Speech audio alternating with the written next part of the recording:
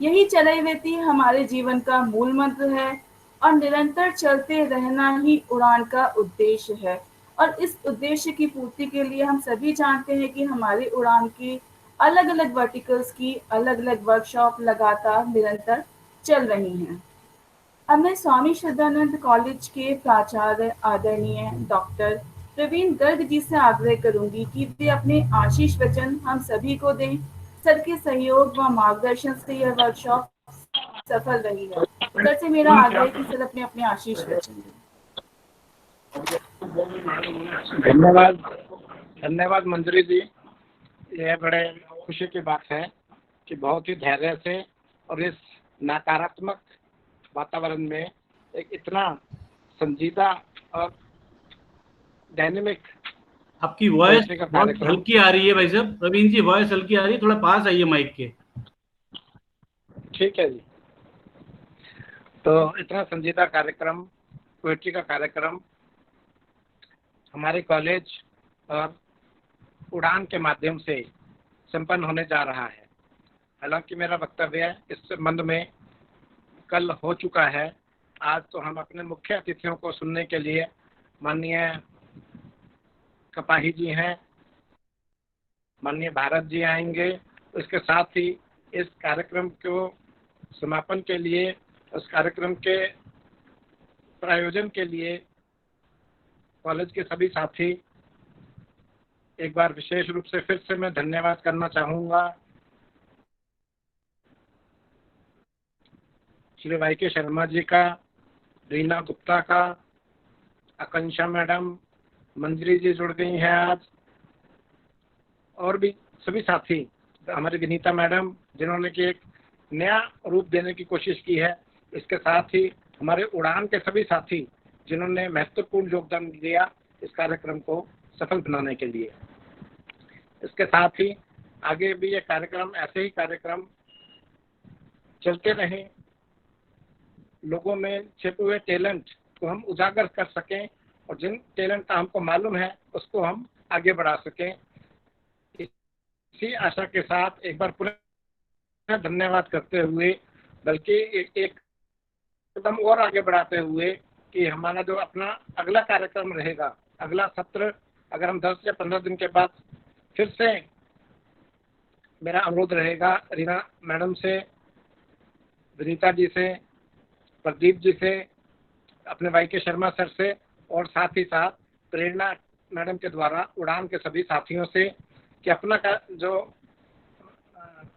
अगला कार्यक्रम रहेगा उसके लिए हम कोई थीम भी सुनिश्चित कर सकते हैं। किस थीम पर हम पोइट्री या उड़ान के साथियों से, और अपेक्षा कर सकता हूं अपने कॉलेज के साथियों से कि राष्ट्र भाव के ऊपर अगर हम अगला कार्यक्रम रखते हैं, इसके ऊपर कविता लिखना, पोइट्री लिखना, अपने राष्ट्रीय संस्कृति को महत्व देते हुए, अपने चिर पुरातन संस्कृति को फ्रंट पे रखते हुए, राष्ट्र भाव को जागृत करते हुए अगर हम अगला कार्यक्रम प्रतियोगिताओं का ये थीम मानकर चलते हैं, या और भी कोई थीम हो सकता है, आत्मनिर्भर भारत से लेकर या भारत का स्वर्णिम युग से लेकर, जैसे कि हमने पहले इस पर ऐसे राइटिंग भी की है, तो कुछ हम एक रिफाइंड टारगेट की ओर बढ़ सकते हैं। हमने अब बेसिक पोएट्री लिखने का महत्व और इसकी लॉजिस्टिक सपोर्ट्स इस कार्यक्रम में हमको मिल गई है। आगे से हम इसको ज़्यादा रिफाइन करते हुए अगर हम इस दिशा में प्रयास करेंगे तो यह थोड़ा सा ज़्यादा हमारे साथियों के लिए, विद्यार्थियों के लिए, कॉलेज के लिए, राष्ट्र के लिए ज़्यादा उपयुक्त रहेगा। इन्हीं शब्दों के साथ पुनः एक बार धन्यवाद करते हुए मैं मंजरी जी को कहूँगा कि आगे का कार्यक्रम को सुनिश्चित करें। धन्यवाद। धन्यवाद सर, आपके सहयोग और मार्गदर्शन के बिना हम ये वर्कशॉप करना हमारे लिए संभव नहीं था, और हम आशा करते हैं कि हमें आगे भविष्य में भी आपका सहयोग और मार्गदर्शन यूं ही मिलता रहेगा। आगे के संचालन के लिए मैं रीना जी से आग्रह करूंगी कि वे इस कार्यक्रम का संचालन करें। रीना जी।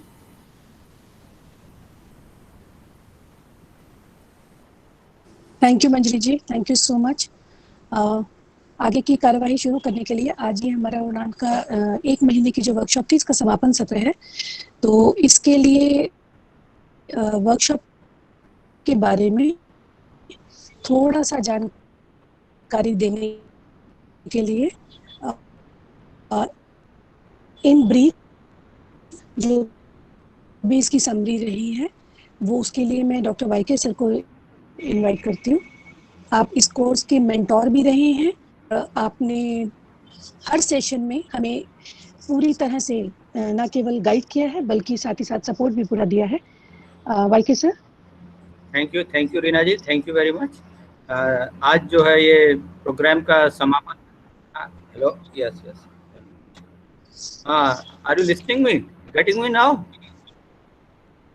हेलो, हाँ सर, आ रही है आवाज। ठीक है sir. Today is the closing day of this workshop and जी सर आवाज आ रही है। Yes, okay. We are very thankful to Dr. Praveen ji. Yes, okay. And all the other members of Swami Shraddhanand College, especially Pradeep ji, Dr. Reena ji, Akanksha ji, Vinita ji, and members of Udan team, Sumit ji, Prerna ji, and other Manjari ji, and all the other people from the Udan. And we are very happy that today Dr. Kapahi ji, and Dr. Lakshmi Shankar Vajpayee ji, and other guests have come to grace this occasion. We are happy on the conclusion of this program that this program was very successful, and all the people, they highly cooperated in this program, and we are very happy to get the results. During the last 2 sessions, around 30 students, they composed poems in English and Hindi on the spot. So it shows that they have learned something, they have gripped something, and we are very happy that our resource persons, they also contributed a lot, and they were available for all the time to guide our students and other participants. And for the next workshop, I suggest that some nationalist or patriotic issues should be taken for creative writing, for essay writing, or for short story writing.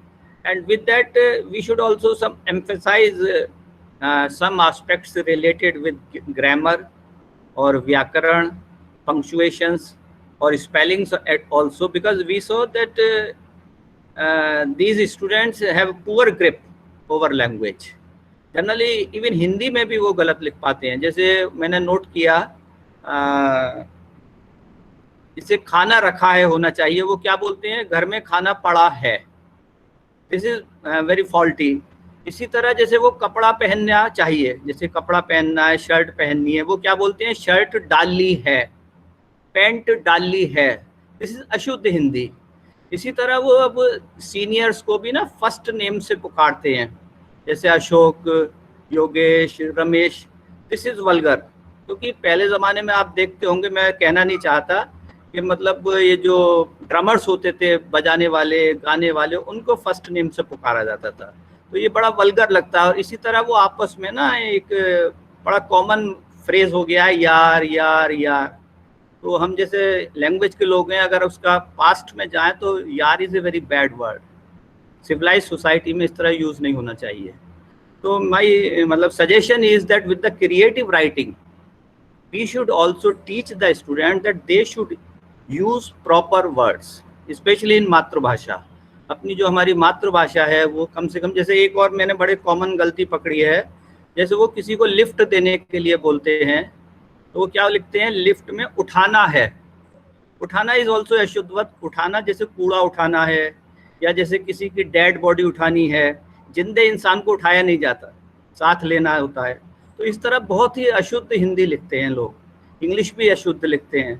तो in the next workshop if we are planning to start, so we should also suggest them that they should write at least good Hindi or good English, correct Hindi or correct English, especially in this region Hindi is our mother tongue. So कम से कम उन्हें हमें ज़रूर ये सिखाना चाहिए कि भैया ऐसे लिखो, बेटा ऐसे लिखो, तो अच्छा रहेगा। Okay, and again I extend my very warm thank to all the participants, all the members, and all the contributors, and all the people who helped immensely for the successful conclusion of this program. Thanks very much. Thanks again. Reena ji. Thank you so much sir. Definitely मैंने suggestion सारे note किए हैं। आपकी mentorship में ही हम आगे भी काम करने वाले हैं, तो आगे जैसे भी सजेशंस होंगे हम आपसे लेते भी रहेंगे। उड़ान के कोलैबोरेशन से ये वर्कशॉप हुई है, तो विदाउट एनी फर्दर एडू, बिना समय व्यर्थ किए हुए, मैं अब उड़ान की प्रेसिडेंट श्री अनुपम भटनागर जी से रिक्वेस्ट करूंगी कि आप उड़ान के विषय में, उड़ान की टीम और उड़ान के जो कार्य क्षेत्र हैं उसके बारे में हमें थोड़ा सा बताएं। इससे पहले मैं चंद शब्द कहना चाहूँगी। अनुपम जी, आप शिक्षा के क्षेत्र में जुड़े हुए हैं और भारतीय चित्र साधना के अखिल भारतीय कोषाध्यक्ष हैं, और साथ ही साथ आपके पास ट्रस्टी की भी जिम्मेवारी है। आप संस्कार भारती के उत्तर क्षेत्र प्रमुख हैं इस समय वर्तमान में, जिसके अंतर्गत हरियाणा, पंजाब, हिमाचल, दिल्ली, जम्मू कश्मीर और लद्दाख आते हैं। दिल्ली में आपके कई स्कूल हैं और शिक्षा के क्षेत्र में ही न केवल आपका शिक्षा के क्षेत्र में कंट्रीब्यूशन है, बल्कि उड़ान के माध्यम से आप बाकी अन्य स्टूडेंट्स को आर्ट और कल्चर के भी विषय में समय समय पर मार्गदर्शन देते रहे हैं। अनुपम जी को आमंत्रित करती हूँ, प्लीज। धन्यवाद रीना जी। सबसे पहले तो आए हुए सभी अतिथियों का मैं स्वागत करता हूं, अभिनंदन करता हूं अपने उड़ान टीम की ओर से। और जिन भी महानुभावों ने इस पूरे 1 महीने की वर्कशॉप में अपना महत्वपूर्ण समय दिया, अपना योगदान दिया, उन सब का मैं आभार व्यक्त करता हूं और आशा करता हूं कि आगे भविष्य में भी आप सभी लोग इसी प्रकार से हमारे उड़ान के स्टूडेंट्स का मार्गदर्शन करते रहेंगे और उनको अच्छी अच्छी बातें बताएंगे। मुझे अभी बहुत शॉर्ट में बोलना चाहूँगा, बताना चाहूँगा। मैं अभी योगेश शर्मा जी को बहुत ध्यान से सुन रहा था। उन्होंने अपने इतने कम समय में इतनी अच्छी इंपॉर्टेंट बातें बता दी, छोटी छोटी बातें जो कि आज हमारे आम जीवन में आ चुकी हैं और हमें पता ही नहीं लगता कि हम कब उसमें रच बस जा चुके हैं। वो चीज़ें हमारी आम बोलचाल में आ गई हैं और हमको उनको अवश्य ठीक ही करना है और आप लोगों के माध्यम से ही करेंगे हम ठीक। और बहुत अच्छा लगा योगेश जी ने उन छोटी छोटी बातों को बताया जो कि बहुत महत्वपूर्ण है हम सबके लिए। अपनी मातृभाषा को भ्रष्ट होते देखना हम कभी नहीं चाहेंगे, हम सभी लोग, क्योंकि हम सब लोग भाषा से जुड़े हुए हैं। आप सभी लोग उड़ान के विषय में मैं ज़्यादा क्या बताऊं, क्योंकि आप सभी लोग उड़ान से बहुत अच्छे से परिचित हैं।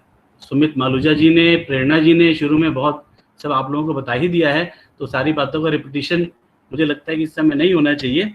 और बस इतनी बात है कि 2016 सितंबर में पहली बार उड़ान का हमने एक कार्यक्रम दिल्ली यूनिवर्सिटी में किया था। उसके बाद 5 प्रोग्राम हमारे पूरे वर्ष, हर साल एक प्रोग्राम होता है, वर्ष भर हमारी वर्कशॉप चलती हैं अलग अलग वर्टिकल्स की। और इस बार भी मार्च 2020 में IGNCA में हमारा कार्यक्रम रहा था। आज हमारे साथ लगभग 5000 से भी ज़्यादा स्टूडेंट्स, रीना जी अगर मैं गलत नहीं हूँ तो 5000 से भी ज़्यादा स्टूडेंट्स, और दिल्ली यूनिवर्सिटी और NCR के लगभग 80-85 कॉलेजेस हमसे जुड़े हुए हैं। और आप सब लेक्चरर्स, प्रोफेसर्स, आप सबका निरंतर हमें सहयोग मिलता ही रहता है। और आज 14 विधाओं में, 14 वर्टिकल्स में हम काम कर रहे हैं और आज हम कह सकते हैं कि एक अच्छी स्थिति में हम खड़े हैं। और उस सब का श्रेय आप सबको जाता है, आप लेक्चरर्स को जाता है, हमारे मेंटर्स को जाता है, हमारे वर्टिकल हेड्स को जाता है। और जो स्टूडेंट्स हमारे साथ जुड़े हैं, मैं उन सब का भी बहुत उनको आभार तो नहीं कहूँगा, उनको आशीष दूंगा, उनको शुभकामनाएं दूंगा कि वो इसी प्रकार से उड़ान के साथ जुड़े रहें और उनका विकास होगा। उड़ान के साथ जब वो जुड़ेंगे, आगे काम करेंगे, तो उनका विकास उनको होता नजर आएगा, अपने आप उनको पता लगेगा कितने चेंजेस आए हैं उनके अंदर। विशेषकर कविता की वर्कशॉप में मैं 2 बार रहा, उसमें राजेश जी, भाई राजेश जैन चेतन, एक बड़ा नाम है काव्य क्षेत्र का, उन्होंने पहली वर्कशॉप ली थी और उन्होंने बड़ी अच्छी टिप्स दी थी बच्चों को और बच्चों ने उस पर काम भी किया होगा। तो न केवल उनकी, बाकी लोगों ने भी, जिन्होंने भी मेंटर्स ने आपकी वर्कशॉप ली हैं, आपने उनके नोट्स लिए होंगे, आप उन पे काम कीजिए। और आगे भी आपको कोई भी किसी प्रकार की लेखन में या किसी भी और विधा में अगर आपको कोई प्रॉब्लम आती है, कोई आपको मार्गदर्शन चाहिए, तो आवश्यक नहीं है कि आप वर्कशॉप्स का ही इंतजार करें, कार्यशालाओं का इंतजार करें। आप 1 to 1 हमारे वर्टिकल हेड से बात कर सकते हैं, हमारे किसी भी सदस्य से बात करके आप अपना समस्या का निदान कर सकते हैं, आपको मार्गदर्शन वहाँ पर मिलेगा। मैं पुनः आप सभी का बहुत आभारी हूँ सभी मेंटर्स का जिन्होंने इस वर्कशॉप को लिया, पूरे 1 महीना अपना समय दिया, और आए हुए अतिथियों का मैं पुनः स्वागत करता हूँ, और अपने जितने भी स्टूडेंट्स आज जुड़े हैं उन सबको शुभकामनाएं, शुभाशीष।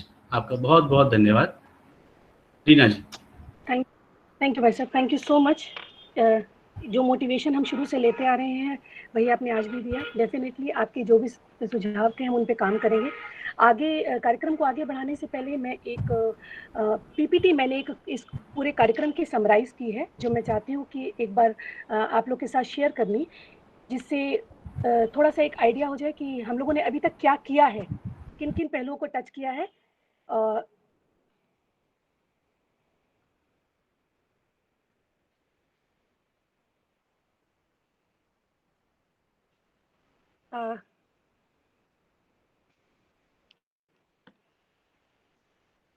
आप लोग देख पा रहे हैं?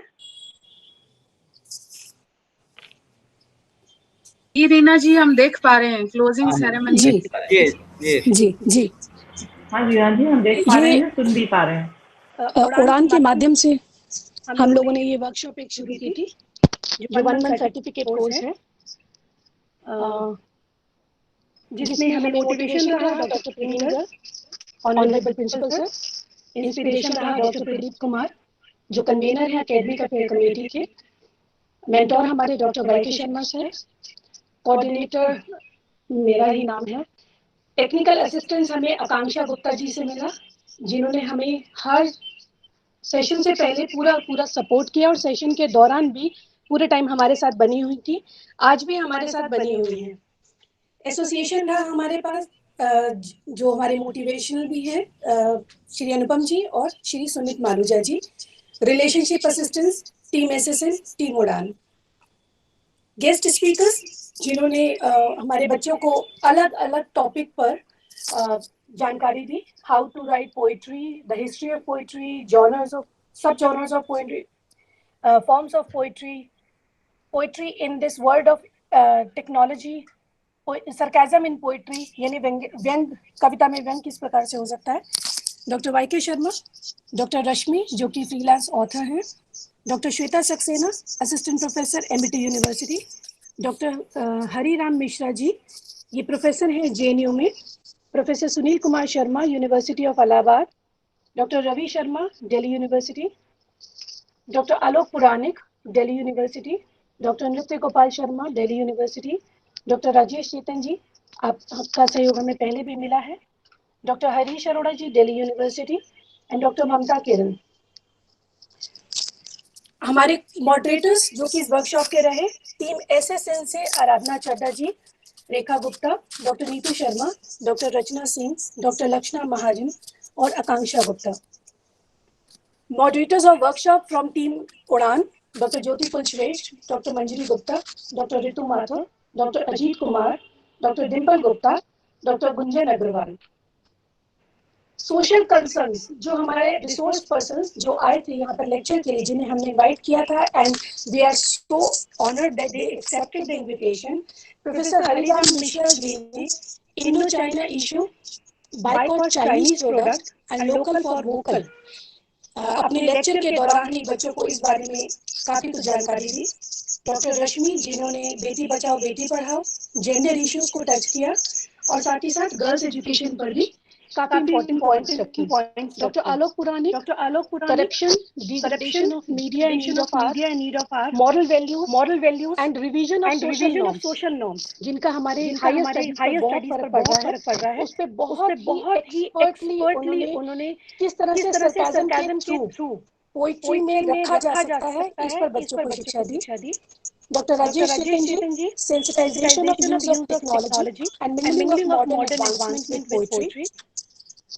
Doctor Nritya Gopal Sharma, issues of higher studies and specially the interpretation of non literary poetry में जो अलग अलग विधाओं के वर्ड्स, जैसे कि डॉक्टर शर्मा ने भी बताया, वो आ गए हैं और किस प्रकार से sorry to interrupt you Reena ji, sorry to interrupt you. एक आप बंद कर दीजिए, आपके यहाँ से 2 मशीन से चल रहा है तो इको आ रहा है, आप एक को बंद कर दे। Thank you.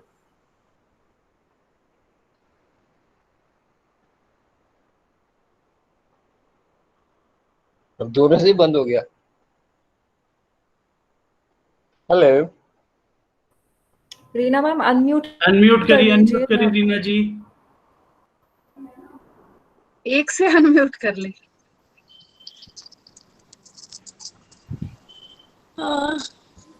हाँ जी, एक से अनम्यूट है। अभी ठीक है? अब आ रही है?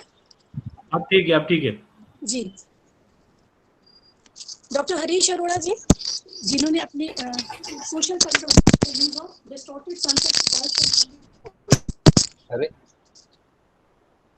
मेरे साथ कुछ नेटवर्क का इशू है, मुझे नहीं पता क्यों, लेकिन मेरी कंसर्न। ठीक है, बोलिए। एक म्यूट कीजिए रीना जी, एक म्यूट कीजिए, दोनों म्यूट हो गए हैं। दो कौन से होते हैं यार? आप दूसरा हटा ही दीजिए रीना जी। अभी ठीक है क्या? अब ठीक है, अब ठीक है। आप इसी को यूज करिए, दूसरा हटा दीजिए। जी जी। Professor Sushil Sharma, department of English, university of Allahabad से, जिन्होंने fading interest of rhetoric and prosody, किस तरह से मीटर और जो कविता की जो सिंबल है, इंग्लिश पोइट्री के जो वेरियस ग्रामेटिकल कंसर्न्स हैं, वो किस तरह से धीरे धीरे स्टूडेंट्स उनको भूलते जा रहे हैं, इसके बारे में उन्होंने अपने विचार रखे। Doctor Shweta Saxena, lack of interest for traditional poetry. Doctor Ravi Sharma, showed his concern for original essence of Indian poetry. तो ये कुछ ऐसे बिंदु थे जो कि हमारे रिसोर्स पर्सन्स ने अपने लेक्चर, अपने वक्तव्य के दौरान स्टूडेंट्स के साथ बातों ही बातों में शेयर किए। आज के हमारे चीफ गेस्ट श्री भारत भूषण जी, ये कुछ कंडीशंस थी हमारी जो कि हमने स्टूडेंट्स के साथ रखी थी, ये केवल स्टूडेंट्स के लिए है, वो उनके साथ शेयर हो चुकी है। आप हमारे चीफ गेस्ट और आज के हमारे जो कीनोट स्पीकर हैं वो डॉक्टर लक्ष्मी शंकर वाजपेयी जी हैं। लेकिन इससे पहले जो हमारे गेस्ट ऑफ ऑनर हैं, मैं उनको बुलाना चाहूँगी। और हमारे आज के जो गेस्ट ऑफ ऑनर हैं वो हैं डॉक्टर इंद्रमोहन कपाही जी। आप गुरु भी हैं, मेंटोर भी हैं, टीचर एक्टिविस्ट भी हैं और हमें रास्ता दिखाने वाले, खासतौर पे मुझे रास्ता दिखाने में sir, I am really very thankful to you. आप का एक ब्रीफ बायो देने की मैंने कोशिश की है कि मैं थोड़ा सा एक ब्रीफ आपके बारे में बता सकूं। You are a teacher activist committed to both teaching welfare of the teachers and also very much concern about the social issues. You are a university teacher of physics from August 1969 and an anti-activist since 1972, responsible for the framing of many progressive and pro-teacher ordinances in DU and framed many models in UGC also. A human rights activist and a contributor of many articles in newspapers and journals on matters relating to education and university governance. You are still playing a very prominent role for improving the conditions in academics and making the academics healthy in the university system. Kapai sir, it is our honor that you accepted the invitation on a very short notice and you come here. Over to you, sir. मुझे बोलना है? जी sir. नहीं, सबसे पहले तो आपको बधाई देता हूँ सभी को जिन्होंने ऑर्गेनाइज किया आज का फंक्शन। और मैं ये कहना चाहूंगा कि मुझे तो अभी रीना जी की बात से पता लगा कि मैं गेस्ट ऑफ ऑनर हूँ, मतलब एक गेस्ट ऑफ ऑनर। तो it came as a, I wouldn't say big shock to me, but it came as a very pleasant surprise. I was not bargaining for that. तो इसलिए आपका बड़ा धन्यवाद है। तो मैं तो वैसे totally I am अनप्रिपेयर्ड for giving any speech on this, पर मैं एक चीज कहूंगा कि एक मुझे बड़ी खुशी हुई कि जब हम सब लोग कमरों में बंद हैं पिछले 3-4 महीने के अंदर, सिर्फ कभी कभी कोई कार्यक्रम में चले जाते हैं या मतलब मीटिंग कर लेते हैं, तो उड़ान ने मतलब जैसे उड़ान का नाम है कि वो उड़ता रहता है, वो एक तरह से एक किसी पक्षी की तरह सारे गगन में विहार करता रहता है। तो उड़ान इस समय भी 1 महीने की वर्कशॉप कर सका। मुझे ये अभी पता लगा कि 1 महीने की वर्कशॉप जिसमें हफ्ते के अंदर 2 दिन लेक्चर वगैरह रहे, तो it is a big contribution, is a very big contribution जो आप लोगों ने की है। और उड़ान तो एक बड़ा ही सक्सेसफुल एक्सपेरिमेंट, बहुत सक्सेसफुल एक्सपेरिमेंट रहा है पिछले 5 साल के अंदर इतने वर्टिकल आए। And I wish them a grand very grand success सच। और बाकी ये है कि मुझे लगता है कि और अगर मुझे पहले पता होता तो मैं और भी इनके पहले प्रोग्राम्स के अंदर जो आपने 1 महीने के कभी कभी पार्टिसिपेट करता, और मैं समझता कि आपके कंट्रीब्यूशन से मेरे के अंदर भी कोई शिक्षा आई, कोई समझ आई। क्योंकि आमतौर तो मैं समझता करता हूँ कि जो पोएम है, poem dawns upon you. I mean, suddenly it happens to you. You know, in the sense you can't learn to write poem. It happens to you. I mean, there is something which comes, which explodes from within you. But अभी ये लगा जैसे मैंने वो पढ़ा कि how to write poetry. मतलब उसके अंदर कोई टेक्निकल डिटेल्स एक्सेट्रा ये आप बता सकते, तो मुझे भी बड़ा लाभ होता है इसके अंदर। तो आपका बड़ा धन्यवाद। अब योगेश शर्मा जी ने तो बात करते हुए जरा हमें डरा भी दिया, क्योंकि हम तो जन भाषा ही इस्तेमाल करते हैं। जैसे यार कहना एक तरह से रोज ही, मतलब it is become a part of our vocabulary of daily use. तो अभी जरा थोड़ा योगेश जी बड़ा केयरफुल रहेंगे आगे से। आपका बड़ा बड़ा धन्यवाद और सारे उड़ान का बहुत धन्यवाद।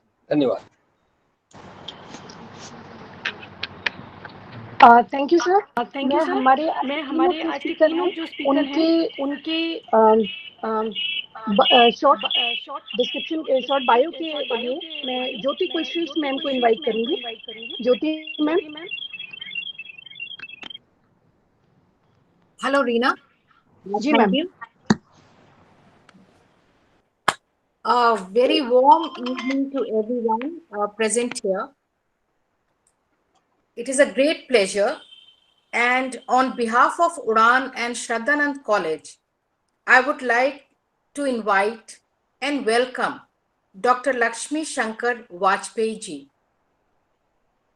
He retired as Deputy Director General at All India Radio, Delhi. Dr. Lakshmi Shankar Vajpayee gave new dimension to Hindi commentary and brought live commentary to the public on national occasions as 25th January and 15th August. He is not only a commentator, but a renowned poet, a ghazal singer, as well as a public speaker. He was the only poet representative from India at World Poetry Festival in Venezuela in 2013. It is a great honor to comment here that he was the only representative Indian poet there. He has done poem recital in at least 12 countries to his name. As a poet, he has immensely contributed in the field of literature. He has authored more than a dozen textbook units on broadcasting for graduate and postgraduate courses of IGNOU. He has scripted many radio commentaries and radio serials. He has been the recipient of Kusum Anjali Sahitya Samman, Sahitya Academy Translation Award, Saraswati Damian Award, and many more to his name. The list is quite long here. As a poet, he has visited many countries like Russia, USA, UK, Poland, Trinidad, Thailand, and many more. Today, he will enlighten us on Achhi Kavita Ki Pehchan. Now, I would like to invite and welcome Dr. Lakshmi Shankar Vajpayee ji here. The mic is yours, sir. जी, बहुत बहुत आभार है आप सभी का। और सबसे पहले मैं इस वर्कशॉप के लिए बहुत बहुत साधुवाद देता हूँ, शुभकामनाएं भी देता हूँ। और ये बहुत बड़ा काम किया आप लोगों ने, मैं कहूँगा। तो इसमें जो जो लोग इन्वॉल्व हैं, अनुपम जी को और अपने डॉक्टर गर्ग को, पूरी उड़ान की टीम को, श्रद्धानंद कॉलेज के सभी जो प्रोफेसर से जो लोग इन्वॉल्व रहे हैं, डॉक्टर कपाही यहाँ पे हैं, हमारे भारत भूषण जी और जितने हैं सबका मैं, और डॉक्टर योगेश शर्मा ने इतने मेरे मन की बात कही कि ये बहुत जरूरी है, हमारी भाषाएं बहुत विकृत हो रही हैं, नष्ट भ्रष्ट हो रही हैं, और वो उनको बचाना, उनका ये काम मैंने 89 में नेशनल चैनल पे एक लंबी श्रृंखला की थी आकाशवाणी की राष्ट्रीय प्रसारण सेवा से, और उच्चारण को लेके, तरह तरह की चीजों को लेके, तो मुझे बहुत अच्छा लगा। तो मुझे आपके साथ आके भी बहुत अच्छा लग रहा है। मेरे पास रीना जी ने मुझे बताया था कि 20-25 मिनट का समय है, तो मैं बिना कोई समय गंवाए मेरी बात हो रही थी क्या विषय रखा, जब मैंने, तो मुझे लगा कि जब 1 महीने से ऑलरेडी आपकी वर्कशॉप चल रही है और बहुत सारे विषय आप लोग ले चुके हैं, तो मैं कोई खास आपको बताता वो ठीक नहीं रहता। मैंने कहा मैं सामान्य रूप से जो मैं देखता हूँ, समझता हूँ, क्योंकि मैंने 1974 से कविता में आ गया था और सैकड़ों कवि सम्मेलन, मुशायरे, उनमें भागीदारी की, और अभी भी, और तरह तरह से गोष्ठियां जो भी है। तो जो चीजें मैं महसूस करता हूँ, अभी ये है कि फेसबुक आ गई और व्हाट्सएप आ गया, सारा आ गया। हमारा जो जमाना था बड़ा मुश्किल था, उसमें तो आपकी कविता किसी पत्रिकाएं बड़ी सीमित थी, और छप जाए राष्ट्रीय पत्रिका में तो लगता है हिमालय की चोटी पे आप पहुंच गए। तो हम संपादक की मेहरबानी भी हुआ करते थे। अभी आपके सामने एक, लेकिन मैं इस बात से बहुत खुशी भी होती, लेकिन एक तकलीफ ये होती है कि बहुत अच्छे नाम, बहुत बड़े बड़े नाम, तो कई दफे वो भी अगर वो उसमें फेसबुक पे दोहा लिख डाल रहे हैं और वो दोहा गलत होता है, गड़बड़ होता है, और या जो भी विधाएं वो लेते हैं, तो बहुत सारी बातें, मैं बहुत संक्षेप में सारी बात कहूंगा। पहली बात तो जो विषय मैंने इसीलिए चुना, अच्छी कविता की पहचान। तो आप लोग जरा सा स्वयं महसूस करिएगा कि बार बार हम जिनको कोट करते हैं, उद्धृत करते, उद्धरण देते हैं, वो क्या है और वो क्यों उद्धृत करते हैं। ऐसा क्या है कि 700 साल पहले अमीर खुसरो ने लिखा, काहे को ब्याही विदेश, लखिया बाबुल और भैया को दीने महल दो महले, हमें दिया परदेश। तो ये करोड़ों जो बच्चियों की पीड़ा है, अभी भारत में वो पीड़ाएं कोई समाप्त नहीं हो गई हैं, तो वो आज भी हम क्यों उसको दोहराते हैं। 700 साल पहले लिखी गई कविता को लोग क्यों याद करते हैं, या सैकड़ों साल पहले तुलसी जी ने जो लिखा उसे क्यों याद करते हैं। तो वो अच्छी कविता वही होती है जो बहुत व्यापक लोगों का, बहुत बड़ी एक, जो हम कह सकते हैं संख्या के लोगों का कोई दर्द बयान करे, उसमें महिलाएं हों, चाहे बच्चे हों, चाहे जो भी लोग हों, तो वो, या जो ऐसी पंक्तियां जो मनुष्य को एक बेहतर मनुष्य बनाती, जो हमें जीवन में आगे बढ़ने के रास्ते सुझाती, जो हमें मार्ग, जो कहते हैं कि हिम्मत देती हैं, साहस देती हैं, वो चीजें हमें, जैसे अब तुलसी जी की बस एक चौपाई है, चौपाई मतलब 9 शब्द है, उसमें ले दे कि सिर्फ कि परहित सरिस धर्म नहीं भाई, और पर पीड़ा सम नहीं अधमाई। इससे बढ़ के कोई धर्म की परिभाषा नहीं हो सकती कि अगर आप दूसरों का हित करते हैं तो वो सबसे बड़ा धर्म है, और किसी को कष्ट देते हैं तो उससे बड़ी दुष्टता कोई नहीं हो सकती।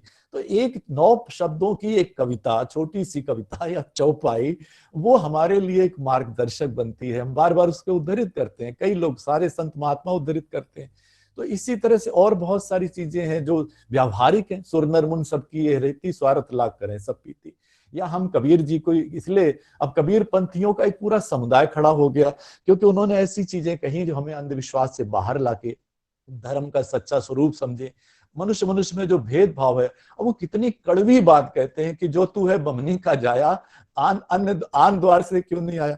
अब वो इसलिए कि कैसे मनुष्य में आप भेद कर देते हो, क्यों किसी को आप हीन बता देते हो। तो वही बात है, उन्होंने करोड़ों मनुष्यों की उसको आवाज दी। कवि का, अच्छी कविता का काम ही वही है कि लोगों के दुख दर्द को आवाज दे, समाज की जो विसंगतियां हैं, विडंबनाएं हैं, उनको सामने लाए, और उन पर जो है कवि अपनी बात कह के सत्ता का ध्यान आकर्षित करे, लोगों का ध्यान आकर्षित करे। तो वो एक बात होती है।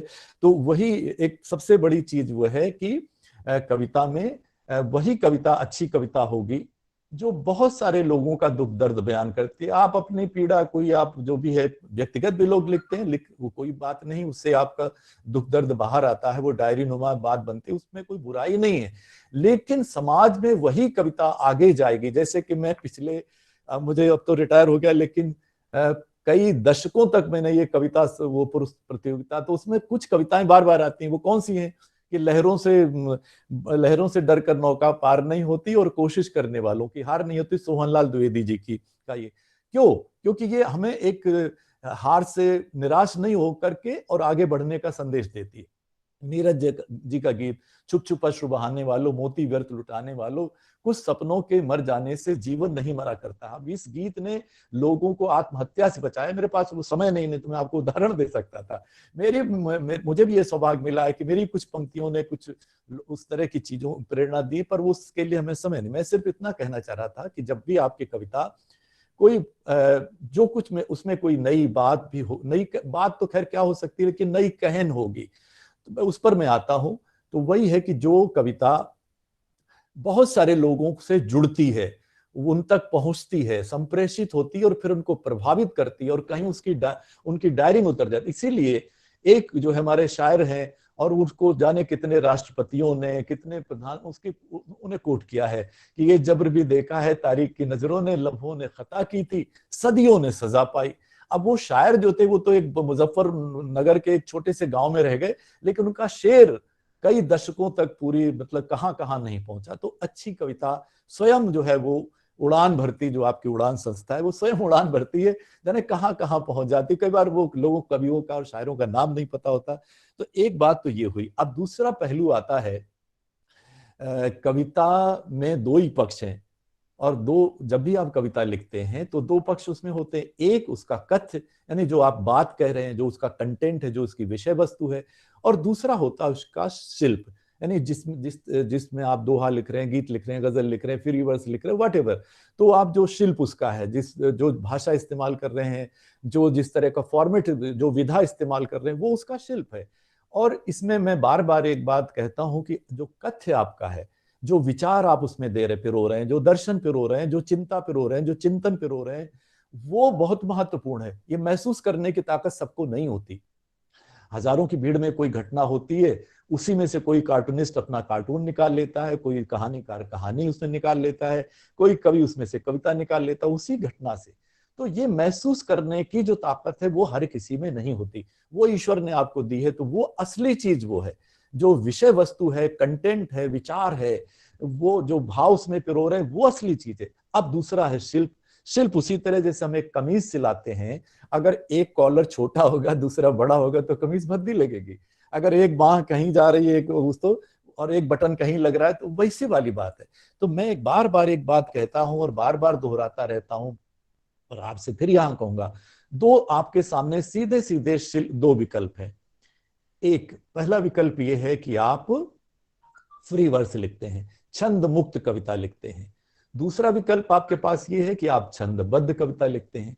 अब जब भी आप छंदबद्ध कविता लिखते हैं, लिरिकल पोइट्री लिखते हैं, वहां पर आपको ये ध्यान रखने की जरूरत है कि अगर आप दोहा लिख रहे हैं तो दोहे का जो अनुशासन है, दोहे का जो व्याकरण है, उसको ध्यान रखने की आपको जरूरत है। यहां मैं वो चीज को बहुत गहराई में नहीं जाऊंगा, लेकिन मेरा ही जैसे दोहा है, देखूं जब जब, और लय, छंदबद्ध कविता में जो लय है किसी भी छंद की, वो सबसे ज्यादा महत्वपूर्ण है। वो किस लिए है? अब दोहे में ठीक है कि आप गिन सकते हो कि 13 मात्राएं, दोहे की पहली पंक्ति के आधे हिस्से में 13 मात्राएं, आधे में 11 मात्राएं, बात ठीक है। लेकिन दोहे की एक लय है, और वो क्या है? जैसे मेरा दोहा है, देखूं जब जब डिगरियां दिखते हैं हर बार, अम्मा के गिरवी रखे पायल कंगन हार। अब देखूं जब जब डिगरियां, ये उसकी लय है। अगर आप यूं कर दे, डिगरियां जब जब देखूं, मात्राएं तो वही रहेंगी, मात्राएं थोड़ी बिगड़ गई, लेकिन दोहा बिगड़ गया। तो उसका लय पकड़िए। माहिया अगर आप लिख रहे हैं 12-10-12 मात्रा का, तो माहिया की एक लय है, जो लोग शिखर पर हैं काश उन्हें देखें, जो नींव के पत्थर हैं, उसका एक गायन, एक विशिष्ट उसकी शैली है जिसमें उसको गाया जाता है। तो गजल है। अब बहुत सारे लोग गजल और नज्म और उसका नगमा, तीन चीजें हैं, गजल और नगमा यानी गीत, जैसे हिंदी में गीत है, और नज्म, नज्म माने कविता, तो तीनों का अंतर नहीं जानते। तो वो फिर जो बारिश का पानी है, जो नज्म है, जो जगजीत साहब गाते हैं, ये मगर मुझको लौटा दो बचपन का सावन, वो कागज की कश्ती, तो उसको गजल बता देते हैं। कोई किसी को गजल बता दे, आज जाने की जिद ना करो, उसको गजल बता देता है। ऐसा नहीं है। गजल अगर आप लिखना चाहते हो तो फिर गजल का अनुशासन समझिए कि उसमें बहर क्या, काफिया क्या चीज है, रदीफ क्या चीज है, बहर क्या चीज है, मीटर मतलब क्या चीज है। तो वो ये नहीं कि हमने कुछ भी लिख दिया। ऐसे वक्तव्य मैंने सुने कि चाहे भाई मैंने तो लिख दिया, अब ये क्या है भाई, क्यों है? कविता कोई मजाक थोड़ी, आप उसको बहुत गंभीरता से लीजिए और फिर शिल्प पर काम करिए। ये तो हुई उसकी बात। और उसमें फिर थोड़ी कोशिश करनी। और ये भी मैं आपसे साझा करूं कि शिल्प को सीखना समझना कोई बहुत कठिन काम नहीं, जब भी आप कोशिश करेंगे तो आप सीख सकते हैं। मैं आपसे एक बात ये भी साझा करूंगा अपने अनुभव के आधार पर कि मैंने जिन प्रतिभाओं को ईश्वर ने मुझे वो मंच दिया, मौका दिया, मैं आकाशवाणी के विभिन्न केंद्रों में भी रहा और राष्ट्रीय प्रसारण नेशनल चैनल पे भी रहा, तो जिन प्रतिभाओं को जो बिल्कुल तुकबंदी करते थे, जो बिल्कुल किशोर थे या युवा थे, उनको कविता लिखने का सिर्फ शौक था, उनको जो भी मार्गदर्शन मैंने भी दिया या आकाशवाणी का मंच दिया, क्योंकि किसी प्रतिभा को सही समय पे सही मंच मिल जाए तो बहुत आगे बढ़ने का उसका रास्ता आसान हो जाता है। तो आज वो देश के जाने माने कवि बने, मैं नाम नहीं लूंगा, लेकिन वो बहुत बड़े प्रख्यात कवि है अपने क्षेत्र में। और जम्मू कश्मीर में जैसे एक थी, वो उनको बस वो टीचर थे, उनको शौक था कुछ ऐसे लिख लेती थी, लेकिन उन्होंने सोचा नहीं था कि वो इस क्षेत्र में जाएंगी कहीं। लेकिन आज वो साहित्य अकादमी की सलाहकार बनके और पूरे पता नहीं दर्जनों क्या कई दर्जन वर्कशॉप्स पूरे देश में अटेंड कर चुकी हैं और वो उसकी सलाहकार भी हैं अपनी भाषा के। तो कहने का मतलब ये है कि आपके भीतर भी अगर आप चाहते हैं, आप गंभीर हैं, अपने कविता लिख देना कोई बड़ी बात नहीं है, बहुत से लोग लिख सकते हैं, लिख देते हैं। लेकिन मैं तो सबसे सारे कार्यक्रमों में कहता हूं कि आप कविता लिखना एक चीज है, कवि बनना एक चीज है। जहां आप कवि बनते हैं तो आपके ऊपर एक जिम्मेदारी आ जाती है, एक मर्यादा आपके साथ आ जाती है, आप फिर सामान्य मनुष्य नहीं रह जाते, फिर आप समाज के एक बहुत जिम्मेदार व्यक्ति बन जाते हैं। फिर आप क्या कह रहे हैं उस पर आपको ध्यान होना होता है। आप फिर बहुत जिम्मेदारी का ये काम है कि आप फिर बिल्कुल सारी चीजों से ऊपर हो जाते हैं ना। फिर आपको चाहे कोई दल हो, कोई, क्योंकि आखिरी यही बात मैं कह रहा हूं कि जो कवि है उसकी जो सत्ता है वो किसी भी सत्ता से ऊपर है। ईश्वर उसको इसलिए समाज में भेजता है क्योंकि जैसे कहा गया है कि कविता मनुष्यता की आखिरी उम्मीद है, ये भी कहा गया है कि कविता मनुष्यता की मातृभाषा है। तो इसलिए कवि को अपनी जिम्मेदारी समझना है। सत्ताएं आती रहेंगी, तरह तरह की पार्टियां आएंगी, नेता आएंगे, वो सब अपनी जगह है, लेकिन एक कवि समाज के प्रति, देश के प्रति, देश की समस्याओं के प्रति, समूची मानवता के प्रति, जो पर्यावरण में अगर कुछ वो हो रहा है तो उसके प्रति उसकी जो है जिम्मेदारियां बहुत अलग तरह की होती है। उन जिम्मेदारियों को उसको समझना होता है। और तेवर को लेकर आखिरी बात कह के मैं समापन करना चाहूंगा, वो ये है कि देखिए, मैं बालकृष्ण शर्मा नवीन जी की पंक्तियां दोहराना चाहूंगा। बहुत बड़े स्वाधीनता सेनानी थे, बहुत बड़े कवि थे। अब वो एक कविता में कहते हैं, लपक चाटते जूठे पत्ते जिस दिन मैंने देखा नर को, जी में आया आग लगा दूं इस अवनी को, इस अंबर को। फिर ये सोचा, ध्यान दीजिएगा, फिर ये सोचा क्यों ना टेटुआ घोटा जाए स्वयं नरपति का, जिसने अपने ही स्वरूप को रूप दिया इस घृणित विकृति का। यानी कवि ये कह रहा है कि फिर सोचा कि भगवान का ही गला क्यों ना दबा दूं। तो ये कवि की सत्ता होती है, ये कवि की गरिमा होती है, ये कवि की ताकत होती है, यही ताकत। इसीलिए बहुत सारे देशों में, नाम वो सब भी ले सकता हूं, समय नहीं है सारी चीज के लिए, कि लोगों ने कितनी कवियों ने प्रताड़नाएं सही हैं, जेल सहे हैं, लेकिन जब पुष्किन छूट करके आते हैं तो लाखों लोग उन पे आते हैं उनके वो कविता पाठ सुनने के लिए रूस में। तो ये इस तरह के बहुत उदाहरण मिलेंगे। अवतार सिंह पाश को आतंकवादियों ने गोली मार दी, तो लोग, क्योंकि अब वो एक जिम्मेदारी लेकर के कवि आया है और अपनी बात कहता है। मुझे खुद गर्व होता है कि जब बिल्कुल मैं थ्रू आउट फर्स्ट क्लास और नेशनल स्कॉलरशिप होल्डर, और जब मैं तो उस समय आपातकाल जब मैं था तो हजारों की भीड़ में व्यवस्था विरोधी कविताएं बड़े जोश के साथ सुनाता था। आज गर्व होता है इस बात पर, क्योंकि मेरी अपनी एक जिम्मेदारी है कि मैं कवि के नाते मुझे परवाह नहीं कि आगे परिणाम क्या निकलेंगे। हमारे परिवार वाले बड़े चिंतित रहते थे, रिश्तेदार चिंतित होते, तो वही, तो ये एक कवि के भीतर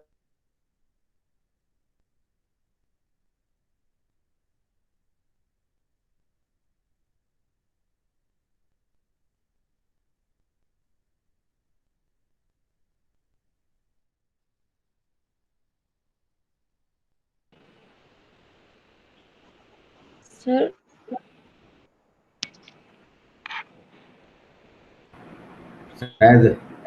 शायद इंटरनेट, हाँ जी, इंटरनेट चला गया। जी जी जी, आप फोन कीजिए उनको। मैं कर रही हूँ सर।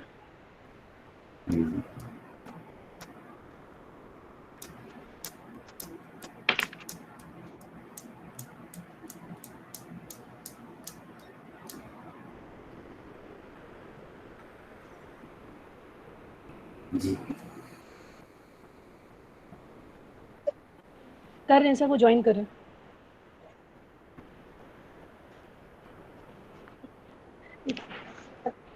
तकनीक ने हमें जोड़ तो दिया है, लेकिन ये बीच में जो इंटरप्शंस होते हैं ना, ये इंटरप्शंस थोड़ा सा आ रहे हैं जी।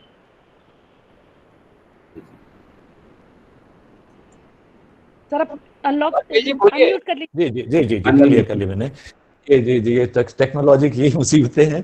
बहरहाल मैं आखिरी बात आपसे कह रहा था, और तो बहरहाल आखिर में मैं चाहूंगा कि मैं सिर्फ अपनी एक कविता से समापन करूं। छोटी सी कविता है, और इसलिए छंद मुक्त कविता सुना रहा हूँ कि ये भी कोई जरूरी नहीं कि जब कविता गीत होगी तभी कविता होगी, गजल होगी तो बहुत अच्छी कविता बनेगी, गा के सुनाएंगे तो बहुत अच्छी कविता होगी। कविता कविता है, वो छंद मुक्त भी हो सकती है और उसमें उतना ही प्रभाव हो सकता है।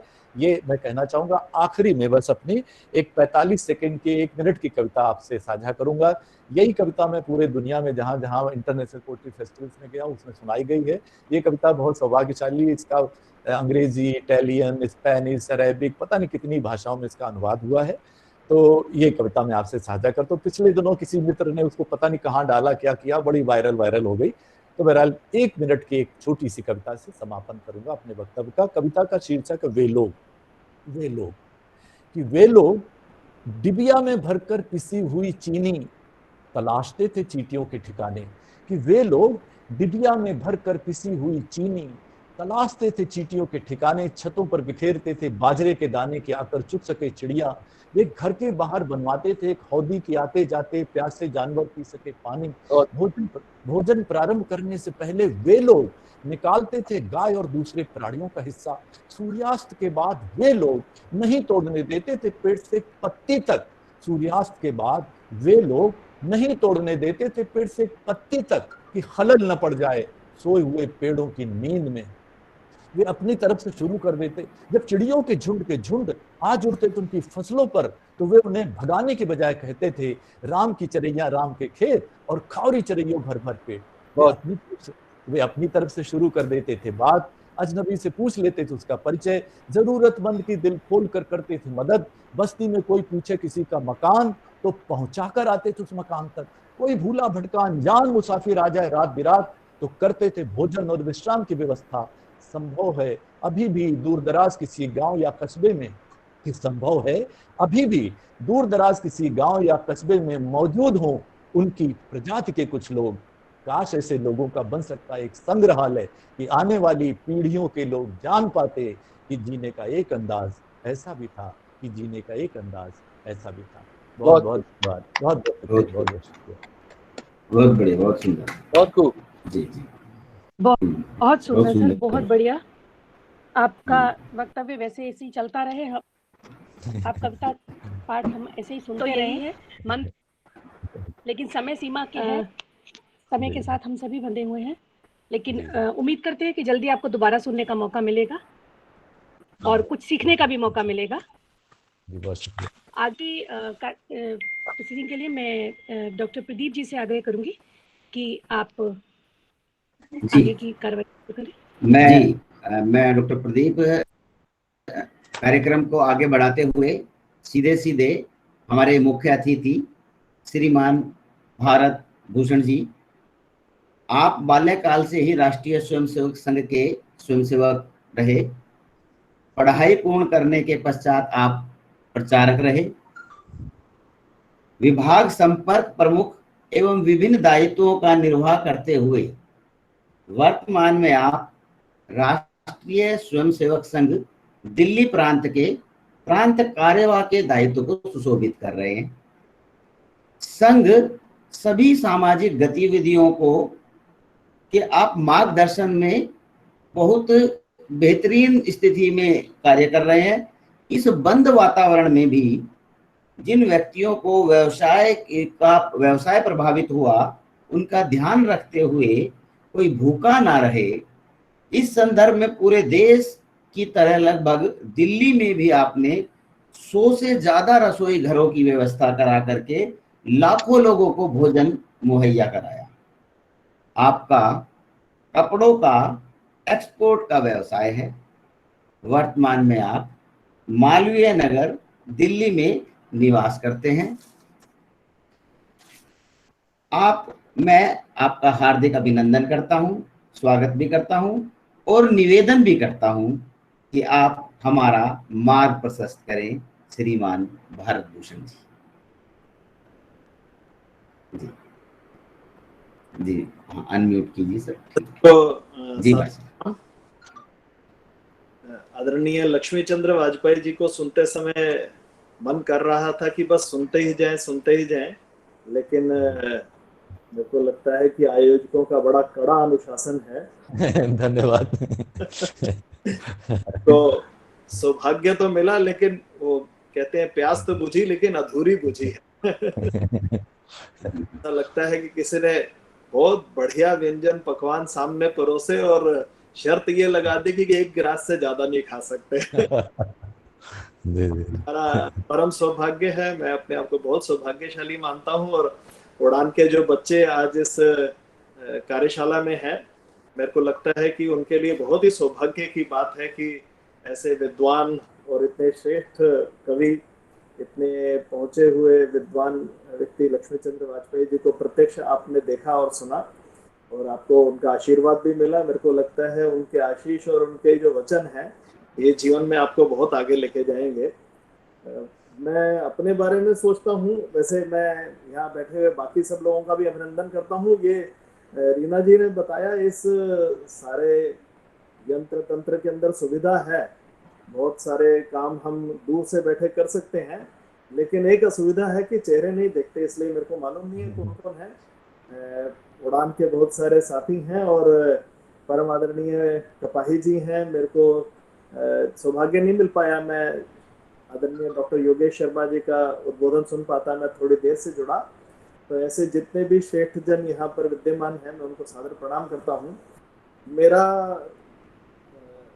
मतलब मैं कई बार मजाक से कहता हूँ कि कुछ विषयों के बारे में, कविता के बारे में भी कह सकता हूँ कि मैं कविता को उतना ही अच्छा जानता हूँ जितना सचिन तेंदुलकर मेरे बारे में जानता है।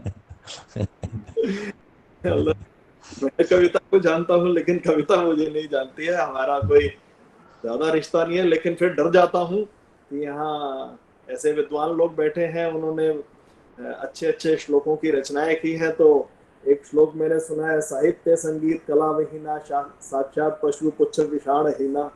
मैंने कहा यहाँ स्वयं स्वीकारोक्ति हो जाए कि मैं किसके समान हूँ, तो इसलिए कुछ कुछ रिश्ता है, कभी कभी गा लेता हूँ दूसरे जो बोलते हैं उसको सुन लेता हूँ, इतना रिश्ता तो है। लेकिन जैसा यहाँ जो विद्वान लोग हैं और इस पूरे कार्यशाला के अंदर जिन श्रेष्ठ महापुरुषों का आपको मार्गदर्शन मिला, तो वैसा मार्गदर्शन तो मेरे पास नहीं है देने के लिए। लेकिन कविता की ताकत के बारे में और कवि की ताकत के बारे में आदरणीय लक्ष्मी चंद्र वाजपेयी जी बता रहे थे, तो वो ताकत तो हम अपने जीवन में अनुभव करते हैं। आज से हजारों साल पहले एक कवि ने एक कविता लिख दी और आज भी जगह जगह उसका मंचन होता है, लोग गाते हैं। हजारों हजार बार वो कविताएं सुनी हैं, वो कथाएं सुनी हैं, फिर भी रामायण के सामने लोग बैठ जाते हैं। मतलब कविता की इतनी ताकत है। और हम जानते हैं कि जब यह धारावाहिक पहले बार प्रसारित हुआ था, तो उस समय हमारे दादाजी जीवित थे। वो उस समय सबको कहते थे कि हाथ मुंह धो के आओ और एकदम आलती पालती मार के बैठो, और वो टीवी के सामने अगरबत्ती जला देते थे। मतलब ये कविता की ताकत है, ये कवि की ताकत है। और आज भी अभी इस बार भी उसका दूरदर्शन ने सीधा उसका प्रसारण कराया। और बाद में मैंने एक जगह पढ़ा, दूरदर्शन के जो प्रमुख हैं, डीजी हैं, उनका एक वक्तव्य आया था कि उनके साथ के सब लोगों ने कहा, अरे भाई साहब, अब रामायण को कौन सुनेगा, कौन देखेगा। और ऐसा रिकॉर्ड बनाया उस धारावाहिक ने इस बार भी कि वो दुनिया का एक दिन तो दुनिया का अब तक सबसे अधिक देखा गया धारावाहिक बन गया। तो ये कवि की ताकत है। अब कुछ लोग मानते होंगे काल्पनिक है, लेकिन आप कल्पना भी कितनी श्रेष्ठ हो सकती है, कल्पना की ऊंचाइयां कैसी हो सकती हैं। तो हमारी कविता में ऐसी ताकत होनी चाहिए। एक और बहुत ताकतवर कविता है जिसने शायद मैं ऐसा कह सकता हूं कि अंग्रेजी सत्ता की नींव हिला दी, वो आनंद मठ के अंदर जो बंकिम चंद्र चट्टोपाध्याय जी ने वंदे मातरम का गीत लिखा, अंग्रेजों को कल्पना नहीं थी कि 1905 के अंदर बंगा भंगा जब उन्होंने बंगाल का विभाजन सांप्रदायिक आधार पर कर दिया। हालांकि ये दुखद बात है, उसके कारण से बाद में उन सब बातों के कारण से अंततोगत्वा भारत का विभाजन हुआ। लेकिन वंदे मातरम का गीत ऐसा बना कि आज भी जब वो गाया जाता है, बोला जाता है, तो हमारी भुजाएं फड़क जाती हैं और वो स्वतंत्रता का एक गीत बन गया, सब जगह गाया गया और अंग्रेजी सत्ता ऐसी घबरा गई कि अंततोगत्वा उसको 1910 के अंदर बंगाल के विभाजन को वापस भी लेना पड़ा। और हमने लता जी के द्वारा गाया गया वो गीत सुना है, ए मेरे वतन के लोगों। सामने जो लोग बैठे थे ऐसा बताते हैं कि प्रधानमंत्री की आंखों में भी आंसू आ गए। तो ये कविता की ताकत है, ये कवि की ताकत है, ये कल्पना है। तो इसलिए जो परिवर्तन कवि ला सकता है वो अद्भुत है। मैंने आपको बताया कि भगवान वाल्मीकि क्या परिवर्तन लेके आए हैं हमारे समाज में, उन्होंने किन आदर्शों को हमारे सामने स्थापित कर दिया। भगवान राम को वो भगवान राम नहीं, वो राम को भगवान राम वाल्मीकि जी नहीं बनाया। और जीवन में कौन से आदर्श चाहिए, हमारे जीवन की क्या प्रेरणा हो, एक सदा सर्वदा के लिए एक मील का पत्थर, एक मार्गदर्शक चिन्ह ये स्थापित कर दिया हमारे समाज में। तो ये भगवान वाल्मीकि की देन थी। अगर भगवान वाल्मीकि ना होते तो राम राम ना होते, राम राजा राम हो जाते, लेकिन भगवान राम मर्यादा पुरुषोत्तम राम, उनको ऋषि वाल्मीकि जी ने बनाया। तो कविता की ये बहुत बड़ी ताकत है। और अभी मैं आपको एक थोड़ा गलत उदाहरण बताऊंगा। एक कविता और भी सुनी हमने, मेरा जूता है जापानी, ये पतलून इंग्लिश तानी, सर पे लाल टोपी रूसी। हम छोटे छोटे थे तो इसी गीत को सुनते और गाते हुए बड़े हुए। मतलब कैसा स्वाभिमान शून्यता वाला ये गाना है कि आदमी इसी बात का फक्र मना रहा है कि हमारे देश में कुछ भी नहीं बनता है। तो थोड़ा सा मेरे को लगता है कि हम, जैसा आदरणीय लक्ष्मी चंद्र शंकर वाजपेयी जी ने बताया कि आज की वर्तमान की परिस्थिति और आने वाली पीढ़ी को प्रेरणा देने वाले जो शब्द हैं वो हम अगर गढ़ेंगे, और हमारे शब्द ऐसे होने चाहिए जिनसे कुछ नव सृजन हो, नव निर्माण हो, विध्वंस ना हो, समाज में उत्पात ना हो जाए।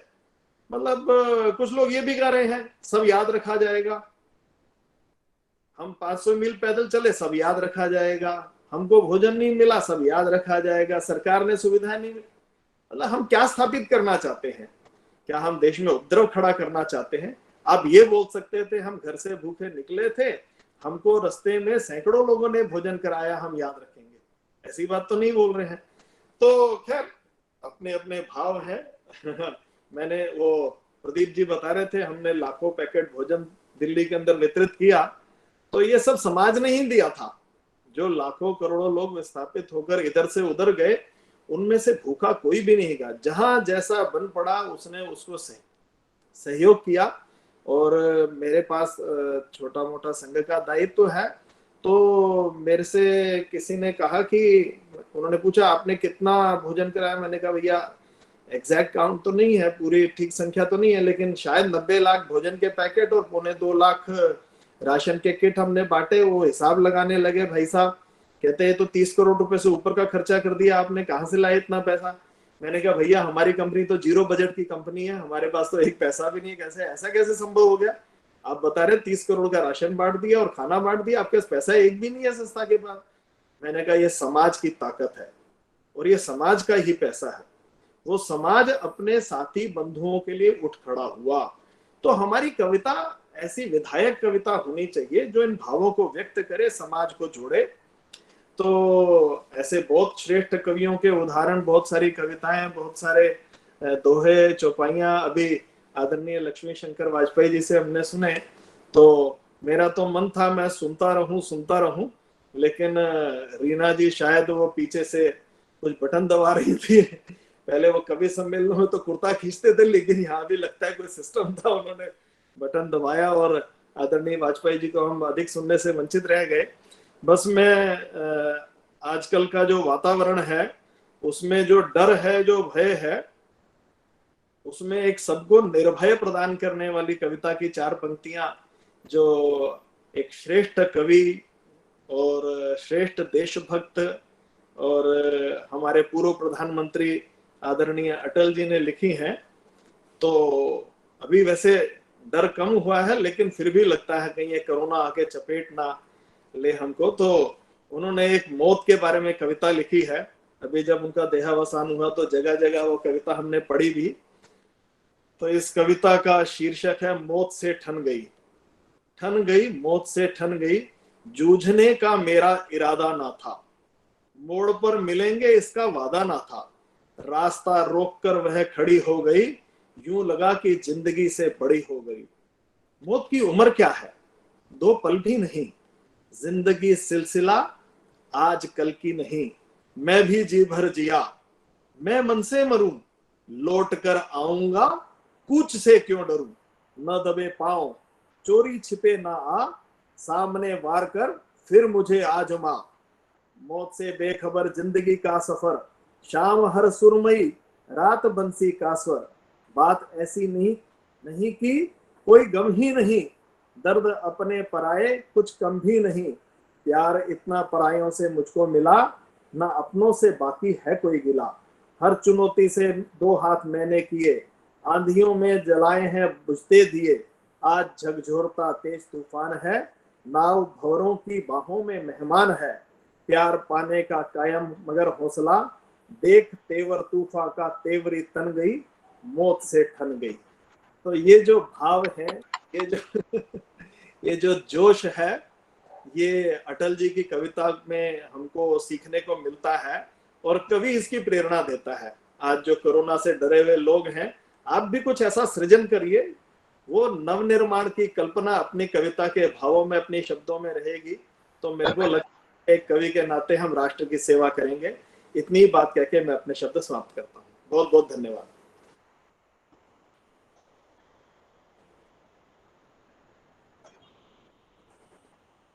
रीना जी, मैं आपको आमंत्रित करता हूँ। रीना जी, विधिवत आगे के कार्यक्रम के लिए रीना जी आपका स्वागत जी।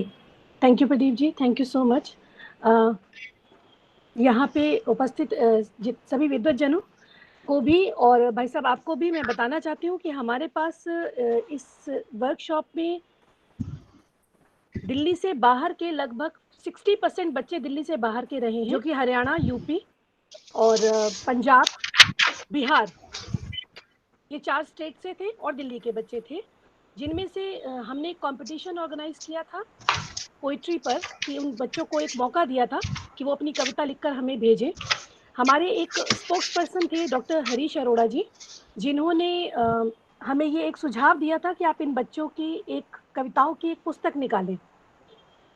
तो हमने दोनों ही चीज़ों के लिए एंट्रीज मंगवाई थी। कविता के जो प्रतियोगिता थी, जो कंपटीशन था, उसमें जिन बच्चों ने कविताएं भेजी थी, उसमें टोटल हमें 32 एंट्रीज मिली थी आउट ऑफ 55 स्टूडेंट्स। और उन 32 एंट्रीज में से हमने 10 बच्चों के नाम सिलेक्ट किए हैं, प्लस एक कंपटीशन भी था जिसे स्वामी श्रद्धानंद कॉलेज के principal sir doctor Praveen Garg के इनिशिएटिव से हमने ये कंपटीशन रखा था, जिसमें उन्होंने 3 प्राइजेस भी डिक्लेयर किए थे। तो इस सब चीज़ों की जानकारी, बच्चों के नाम और कंपटीशन से रिलेटेड जो भी विनर्स या आगे जो भी बच्चों के उनकी जो पोइट्री के टाइटल्स वगैरह हैं, उन सब की डिटेल के साथ विनीता मैम हमारे साथ हैं। मैं विनीता मैम को आमंत्रित करती हूँ। मैम आप आएँ और बाकी की आगे की जानकारी पूरी दें। धन्यवाद रीना जी। मेरी आवाज़ आ रही है? मुझे सुन पा रहे हैं? जी मैम, आ रही है। हाँ, धन्यवाद रीना जी। स्वामी श्रद्धानंद कॉलेज और उड़ान के संयुक्त तत्वावधान में ये वर्कशॉप सफलतापूर्वक संपन्न हुई। इस कार्यशाला में जिन प्रतिभागियों ने भाग लिया एवं कविता लेखन की कला सीखने में, इन प्रतिभागियों ने न केवल रुचि दिखाई, अपितु इसमें उनकी सक्रिय भागीदारी भी रही। सभी प्रतिभागियों ने अपनी लेखन प्रतिभा का कौशल दिखलाया। जैसे कि अभी रीना जी ने बताया है कि 50 प्रतिभागी रहे हमारी इस कार्यशाला में, और जिनमें से हमारे पास 32 विद्यार्थियों ने अपने कविताएं भेजी थी, मौलिक कविताएं थी। जैसा कि अभी भारत भूषण जी भी कह रहे थे कि कविता करें नव निर्माण की ओर। हमारी कविता हो जो एक सार्थक संदेश समाज को दे सके, समाज के सामने एक आदर्श प्रस्तुत कर सके। तो कथ्य और शिल्प की बात जैसे वाजपेयी जी कह रहे थे, तो इस कथ्य को और शिल्प को देखते हुए हमारे निर्णायक मंडल ने इन कविताओं को देखा, परखा और उनके शिल्प की दृष्टि से उसमें क्या त्रुटियां थी, उनमें क्या और परिवर्तन किए जा सकते हैं, और उनके आधार पर उन्होंने 10 श्रेष्ठ विद्यार्थियों की कविताओं का चयन किया। और उन 10 विद्यार्थियों में से 5 अंग्रेजी में लिखी हुई कविताएं थी और 5 हिंदी में लिखी हुई कविताएं थी। और जो हमारे प्रतिभागी आज हमारी इस हमारी वर्कशॉप के समापन कार्यक्रम में उपस्थित हैं, पहले तो मैं सभी को बधाई देती हूँ। सभी विद्यार्थियों ने बड़े सक्रिय रूप से भाग लिया है, और ना केवल दिल्ली के, जैसे कि अभी रीना जी बता रही थी, दिल्ली से बाहर के चेन्नई तक के भी विद्यार्थियों ने इस प्रतियोगिता में भाग लिया है। तो सभी विद्यार्थी साधुवाद के पात्र हैं। और जिन 10 विद्यार्थियों को चयनित किया गया, उनमें से जो प्रथम पुरस्कार के विद्यार्थी हैं, फर्स्ट प्राइज जिनको जाता है, वे है काजल गुप्ता। मास कम्युनिकेशन की छात्रा है, IIMMI दिल्ली से है, और इनकी कविता का शीर्षक था बेटी पढ़ाओ बेटी बचाओ। बहुत अच्छी कविता थी इनकी, और जैसा मोदी जी ने नारा दिया, उस कविता के में उसी भाव को वो अभिव्यक्त भी कर रही थी। और प्रथम पुरस्कार जो है 1000 रुपए का राशि इनको प्रदान की जाएगी। सेकंड प्राइज है नीलेश चंद्रा को जाता है, SRM चेन्नई से, ये बीटेक के स्टूडेंट हैं, और इन्होंने इंग्लिश में कविता लिखी थी इम्पोर्टेंस ऑफ योगा। अभी 21 जून को ये हमने विश्व योग दिवस मनाया, हर साल ही मना रहे हैं, और योग का क्या महत्व है, इस इम्पोर्टेंस ऑफ योग को लेकर के उन्होंने बहुत सुंदर कविता प्रस्तुत की। तो सेकंड प्राइज 700 रुपीज का नीलेश चंद्रा को जाता है। नीलेश चंद्र भी साधुवाद के पात्र हैं। थर्ड प्राइज है विकास सिंह बूंगिया, ये बीएड कर रहे हैं department of education Delhi university से, और इन्होंने हिंदी में कविता लिखी थी जम्बू द्वीप, और इसके लिए इनको 500 रुपए नगद राशि का पुरस्कार दिया जाएगा। तो ये 3 विद्यार्थी ने प्रथम, द्वितीय और तृतीय पुरस्कार के लिए चयनित किया गया। इसके अतिरिक्त 7 और कविताओं का भी चयन किया गया, जिसमें है आकाश कुमार, दयाल सिंह कॉलेज दिल्ली यूनिवर्सिटी से, इनकी कविता का शीर्षक था stop myself. Anjali Iyer Manav Rachna university से ग्रेजुएट है, और जैसे कि अभी भारत भूषण जी कह रहे थे कि नए नए विषयों को लेकर कविता लिखे, कोरोना से ने पूरे विश्व को प्रभावित किया है, तो इनकी कविता का शीर्षक ही कोरोना था। ऐसे ही इच्छिता झा इंग्लिश ऑनर्स स्वामी श्रद्धानंद कॉलेज से है, और इनकी कविता का शीर्षक था द टेल ऑफ ह्यूमैनिटी। ऐसे ही यशिका मलिक लक्ष्मीबाई कॉलेज दिल्ली यूनिवर्सिटी से थी, और इनकी कविता का शीर्षक था conundrum of being a girl. Palak Jain PSC की स्टूडेंट है, कनोडिया कॉलेज जयपुर से, और इनकी कविता थी काश आसानी होती कहने में। प्रियंका इंग्लिश ऑनर्स स्वामी श्रद्धानंद कॉलेज से है, आपकी कविता का शीर्षक था आधुनिक भारतीय संस्कृति। इसी तरह से विवेकानंद महिला कॉलेज दिल्ली यूनिवर्सिटी से सुष्मिता थी, सुष्मिता BA कर रही हैं, और इनकी कविता का शीर्षक था धरती करे पुकार। तो इन 10 विद्यार्थियों को चयनित किया गया है।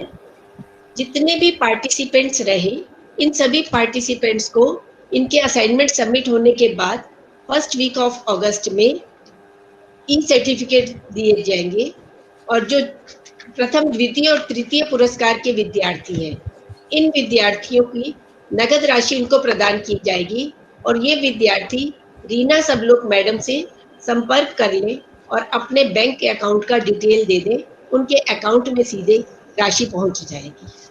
तो इस तरह से ये वर्कशॉप पूरा 1 महीना चली और पूरे सफलतापूर्वक समापन हुआ। आज इसका समापन चल रहा है और इसके लिए मैं टीम के सभी हमारे शिक्षकों को, उड़ान के हमारे सभी साथियों को साधुवाद देती हूँ कि सबका सहयोग से ही कार्यक्रम सफलता की ओर अग्रसर हो पाएगा।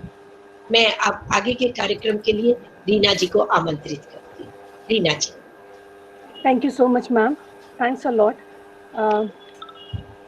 कार्यक्रम अपने आखिरी पड़ाव पर है और शायद मैं अब मंडे और फ्राइडे मुझे क्या करना होगा ये मुझे प्लान करना पड़ेगा, क्योंकि मेरी एक आदत थी कि मुझे पोइट्री की वर्कशॉप की उस दिन तैयारी करनी होती थी।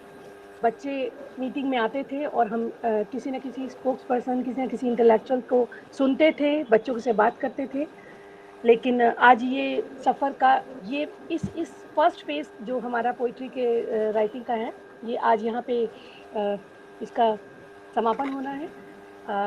आप सबके इस प्रेजेंस और आप सबके कंट्रीब्यूशन के लिए मैं धन्यवाद नहीं कहूँगी, क्योंकि धन्यवाद ज्ञापन के लिए मैं प्रेरणा जी को इनवाइट करूँगी। डॉक्टर प्रेरणा मल्होत्रा रामलाल आनंद कॉलेज में इंग्लिश डिपार्टमेंट में असिस्टेंट प्रोफेसर हैं और हमारी उड़ान की को कन्वीनर भी हैं। प्रेरणा जी आप आएँ और धन्यवाद ज्ञापन करें। धन्यवाद रीना जी। मैं सुन रही थी डॉक्टर लक्ष्मी शंकर वाजपेयी जी को, एक बहुत बड़ी बात आपने कही कि किसी भी प्रतिभा को सही समय पर सही मंच मिल जाए और थोड़ा सा सहयोग मिल जाए तो उसके लिए कई बार कमाल हो जाता है। शायद इसी भाव के साथ हमने उड़ान की शुरुआत की थी कि हम उभरते हुए कलाकारों को एक मंच प्रदान कर सकें, और यही कोशिश थी। हम वो चाहे लेखन की कला हो, थिएटर से जुड़े हुए हों या और जो भी कलाएं हों, उनमें हमने ऐसा ही मंच प्रदान करने की कोशिश की है और इसी तरह की कार्यशालाएं हमारी चलती रहती हैं। पहले भी हमने और कॉलेजों के साथ अपने कार्यक्रम, अपनी कार्यशालाएं की हैं। रामलाल आनंद कॉलेज के साथ हमारी पूरी 3 दिन की एक कार्यशाला इंटेंसिव राइटिंग वर्कशॉप चली थी। इसी तरह से हमने पीजीडीएवी कॉलेज के साथ कार्यशाला हुई और अन्य कॉलेजों के साथ भी हुई। लेकिन इस तरह की जो ऑनलाइन एक वर्कशॉप का सिलसिला वो हमने स्वामी श्रद्धानंद कॉलेज के साथ किया और बहुत ही सफल प्रयास रहा। इसके लिए स्वामी श्रद्धानंद कॉलेज के सभी साथी जिन्होंने पूरा सहयोग दिया वो बधाई के पात्र हैं। अगर मैं सिलसिला शुरू करूं तो आज के हमारे अतिथि, मैं उनकी बात करूंगी। डॉक्टर लक्ष्मी शंकर वाजपेयी जी, बहुत ही सुंदर जो आपने सोहनलाल द्विवेदी जी का उदाहरण दिया कि कई बार एक कविता इंसान को कहाँ तक ले जाती है। एक छोटी सी कई बार कला होती है और वो दूर तक ले जाती है। लहरों से डरकर नौका पार नहीं होती, कोशिश करने वालों की कभी हार नहीं होती। जब जब कभी हम सोचते हैं कि हम कर नहीं पा रहे तो ऐसी कोई 2 पंक्तियां बोल देता है तो हमारा उत्साह वर्धन हो जाता है। और अभी बात कर रहे थे भारत भूषण जी, उनका भी बहुत बहुत धन्यवाद। उन्होंने समय निकाला, ना केवल आज बल्कि उड़ान के हर कार्यक्रम में उनका, जिसको कहते हैं कि एक बैकग्राउंड के पीछे उनका जो उत्साह हमें देखने को मिलता है, हमें वो प्रेरित करते रहते हैं। उसके लिए हम धन्यवाद शब्द तो उनके लिए छोटा ही पड़ जाएगा। तो वो जो कह रहे थे कि रामायण 5000 साल बाद भी आज उसको देखकर जो आनंद आता है, जिस तरह का प्रभाव होता है, वो अपने आप में एक बहुत बड़ी एक कविता की ताकत को दर्शाता है। आज भी दूरदर्शन पर वो सबसे ज्यादा देखा जाने वाला कार्यक्रम बन पाया तो वो कविता की ताकत है। इसके साथ ही जो बहुत बड़ी बात लक्ष्मी शंकर वाजपेयी जी ने कही कि कविता लिखना आसान है लेकिन कवि बनना बहुत ही मुश्किल काम है। कवि बनने का अर्थ है एक बहुत बड़ी जिम्मेदारी का निर्वाह करना, और वो निर्वहन इतना आसान नहीं है। तो इस मार्ग पर जो लोग चले हैं, जो कवि बनने जा रहे हैं, उनके लिए इतने दिनों बहुत सारे एक संदेश मिले, बहुत सारे उन्हें भाव देखने को मिले और बहुत कुछ जो अनुभव से सीखा उन्होंने। बड़े बड़े यहाँ पर कवि आए, बड़े बड़े यहाँ पर प्रोफेसर लोग आए, उन्होंने बात की। डॉक्टर इंद्रमोहन कपाही कह रहे थे कि क्या कविता सीखी जा सकती है? हाँ, बिल्कुल सीखी जा सकती है। और इस पर तो क्रिएटिव राइटिंग के इतने सारे कोर्सेज चलते हैं। मतलब कविता लिखना सिर्फ एक शब्दों का खेल नहीं है, उसके लिए भाव होना बहुत जरूरी है, लेकिन फिर भी बहुत कुछ सिखाया भी जा सकता है। जो कपाही जी हमारे साथ जुड़े, हमें बहुत आनंदित हम सब लोग हुए, क्योंकि उनकी भी प्रेरणा हमेशा हमें मिलती रहती है। वो चाहे उड़ान का प्लेटफॉर्म हो या एनडीटीएफ का या यूनिवर्सिटी का कोई भी अन्य प्लेटफॉर्म हो, वो हमेशा हमें प्रेरित करते रहते हैं और आगे भी करते रहेंगे। तो सर, आपका बहुत बहुत धन्यवाद। उड़ान की टीम की बात करूं तो अनुपम भटनागर जी, मैं कल बता रही थी कि अनुपम जी जब इस कॉलेज में शुरुआत हुई थी एक नाटक की, तो आप खुद स्वयं यहाँ पर आए थे नाटक की रिहर्सल देखने, मैं भी उनके साथ में थी। तो स्वामी श्रद्धानंद कॉलेज के साथ उड़ान का वैसा संबंध रहा है शुरू से ही। डॉक्टर प्रवीण गर्ग हमेशा से ही उत्साहित रहे हैं उड़ान के कार्यक्रमों को लेकर। उन्होंने उनके प्रयास से ही उड़ान की शुरुआत के दिनों में उन्होंने 2 नाटक यहाँ से तैयार करवाए थे कॉलेज से। तो सर, आपका बहुत बहुत धन्यवाद डॉक्टर प्रवीण गर्ग जी। आप इसी तरह से उड़ान को आगे भी मंच प्रदान करते रहेंगे।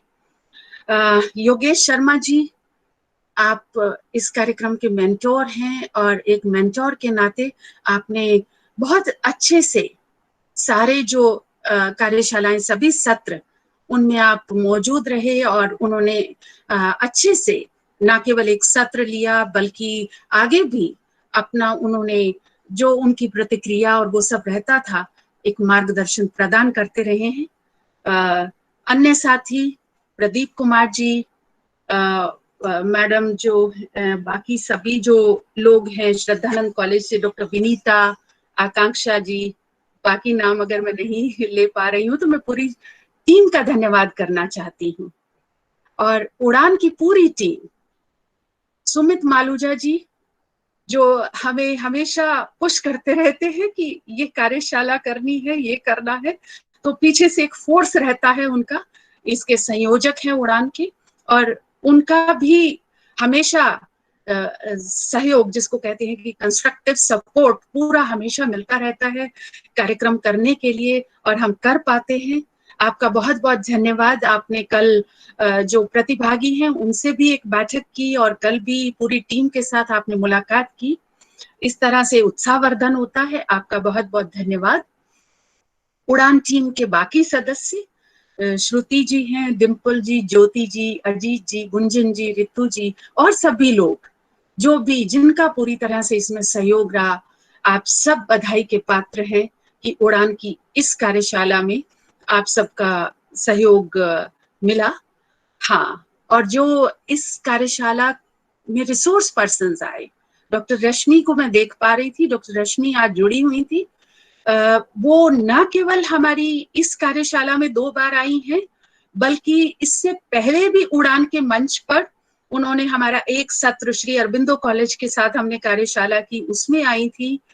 इसके अलावा हमारी जो इंटेंसिव राइटिंग वर्कशॉप है उसमें आई हैं, तो तकरीबन 3-4 बार वो पहले भी आ चुकी हैं। तो आपका तो एक परिवार की सदस्य हो गई हैं। इसी तरह से डॉक्टर ममता किरण जी भी आई, और भी हमारे साथ डॉक्टर हरीश अरोड़ा जी और अन्य लोग जुड़े। उन सबको जो आज यहाँ है नहीं हमारे सामने, लेकिन मैं उन सब का धन्यवाद करती हूँ कि आपके कारण हमारे प्रतिभागियों को बहुत कुछ सीखने को मिला। और सबसे बड़ा धन्यवाद, अगर इसका कोई पात्र है तो वो है प्रतिभागी। अगर प्रतिभागी ही नहीं हो तो हमारी कोई कार्यशाला का कोई अर्थ ही नहीं रह जाता। तो देश के कोने कोने से हमारे साथ आप जुड़ पाए, ये एक बहुत अच्छी बात रही।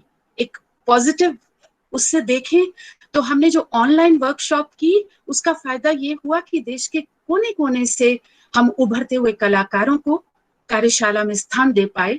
जबकि वैसे अगर हमारी जो फिजिकल वर्कशॉप्स होती हैं तो उसमें दिल्ली एनसीआर तक हम सीमित रह जाते हैं, लेकिन चेन्नई से लेकर कानपुर और कुरुक्षेत्र और कहाँ से हमारे पास प्रतिभागी रहे। आपका बहुत बहुत धन्यवाद, और मैं उम्मीद करती हूँ कि आप यहाँ से बहुत कुछ सीख कर जाएंगे। साथ में जो बहुत बड़ी बात चाट जाता है, भारत भूषण जी कह रहे थे कि कुछ लोग कहते हैं कि हम देखेंगे, हम सब याद रखा जाएगा, तो क्या याद रखना है, क्या कहना है, और उसको कवि की जिम्मेदारी के साथ जोड़ दें, तो एक बहुत बड़ी जिम्मेदारी बनती है कि अगर आप कवि बनते हैं तो आप औरों के लिए लिख रहे हैं। तो एक पॉजिटिव दृष्टिकोण होना, जिसको कहें कि सकारात्मक सोच, सकारात्मक भाव। एक व्यक्ति कमल भी देख सकता है और उसी के कांटे भी देख सकता है, कीचड़ भी देख सकता है, गुलाब भी देख सकता है। तो आपकी दृष्टि कहाँ पर होनी चाहिए, ये भी कविता का एक बहुत बड़ा संदेश हो सकता है, और आज के इस कार्यक्रम का भी संदेश हो सकता है। और एक और बात कि अगर आप अभ्यास करेंगे, करत करत अभ्यास के जड़मति होत सुजान, तो कोई भी सीख जाता है। तो आपको एक अच्छा प्लेटफॉर्म मिला है, इसके साथ आप जुड़े हैं, आपको प्रकाशन का भी मौका मिल रहा है। ये बहुत बड़ी बात होती है। जो डॉक्टर वाजपेयी कह रहे थे कि छप जाना एक कविता का एक बहुत बड़ी बात होती है, और एक उभरते हुए कलाकार की अगर कविता छपती है और इस तरह का प्लेटफॉर्म मिलता है, तो आगे भी इसका सदुपयोग करें और अपनी कला को और निखारें, परिष्कृत करें आप, और कविता की ताकत को समझें, कवि की ताकत को समझे, कवि की जिम्मेदारी को समझे। कविता की ताकत की बात करें तो रामधारी सिंह दिनकर से उन्होंने एक बार ये कहा था कि दो में से क्या चाहिए तुम्हें, कलम या की तलवार, मन में ऊंचे भाव की तन में शक्ति विजय अपार। तो तलवार से भी ज्यादा ताकत है कलम की, उस ताकत को समझिए और तेजस्वी बनिए। उन्हीं की मैं और दो लाइनें कहकर अपनी बात समाप्त करूंगी। तेजस्वी सम्मान खोजते नहीं गोत्र बतला के, पाते हैं जग से प्रशस्ति अपना कर्तव्य दिखला के। हीन मूल की ओर देख जग गलत कहे या ठीक, वीर खींचकर ही रहते हैं इतिहासों में लीक। तो आप इस भाव के साथ कविता को संजोइए, कविता को निखारिए और एक अच्छे कवि बनिए। उड़ान जैसे मंच से जुड़े रहिए ताकि आगे भी आपको इसी तरह का लाभ मिलता रहे। आप सबका पुनः धन्यवाद। Thank you Prerna ji, thank you so much. धन्यवाद ज्ञापन के बाद वैसे मेरा धन्यवाद, मैं प्रेरणा जी का धन्यवाद मैं करना चाहूँगी कि उन्होंने इतना सुंदर, इतना खूबसूरत धन्यवाद ज्ञापन दिया, और आप सभी टीम मेंबर्स का भी, जिनके बिना शायद ये वर्कशॉप करना मेरे क्या किसी के लिए भी संभव नहीं था। उन बच्चों का भी जो यहाँ रहे, थैंक्स अ लॉट। और आगे मौका मिलेगा तो डॉक्टर वाजपेयी को हम दोबारा सुनेंगे और बहुत बहुत देर तक सुनना चाहेंगे। Thanks a lot, thank you so much. Doctor Reena, आपका बहुत बहुत धन्यवाद। आपने इतने दिनों तक बहुत ही धैर्य के साथ जिस तरह से इसको संपन्न किया, आप धन्यवाद की पात्र हैं। बहुत बहुत धन्यवाद, बधाई। सबका आभार, सबको नमस्कार। सभी को नमस्कार।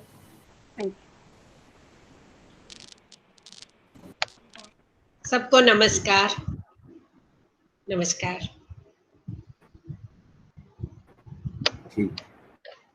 नमस्कार विनीता जी। नमस्कार विनीता जी। नमस्कार। नमस्ते विनीता मैम। प्रेरणा जी बहुत अच्छा बोली आप, बहुत सबका धन्यवाद और बहुत अच्छे ढंग से किया आपने। बिल्कुल बिल्कुल। आकांक्षा बहुत शुद्ध हिंदी आपकी सुनी, बहुत अच्छा लगा। हिंदी के है तो हिंदी अच्छी होनी भी चाहिए। जी बिल्कुल। धन्यवाद। नमस्कार सभी को। आकांक्षा बहुत बहुत आभार, धन्यवाद मैम, थैंक्स टू यू संभालने के लिए। प्रदीप सर का भी बहुत। आकांक्षा जी का तो धन्यवाद हम नहीं करेंगे, क्योंकि इनके धन्यवाद हमारे पास शब्द नहीं है। सारा प्रोग्राम मैडम पूरा हमारे पास उसके लिए शब्द है ही नहीं। इतना इतना अटूट कार्य प्रदीप करते जी हैं। धन्यवाद कर दीजिए। प्रदीप जी धन्यवाद इनका कर दीजिए, क्योंकि आगे भी आपको कार्यशालाएं करानी है इनसे। फिर वो कहेंगे धन्यवाद तो शब्द ही नहीं है, फिर मैं क्यों करूं? हाँ, नहीं हाँ, वही ना। जरूरत ही अब नहीं ये है इसकी, और मुझे इतनी तो बहुत शिद्दत मजा से, आया। इतनी मेहनत से हमारे कॉलेज के सारे प्रोग्राम अटेंड करती हैं, उनको कंट्रोल करती हैं, मेंटेन करती हैं, बहुत मतलब अपना समय देती हैं, बहुत बढ़िया से और बड़े सहजता से हमारी बात स्वीकार करती हैं।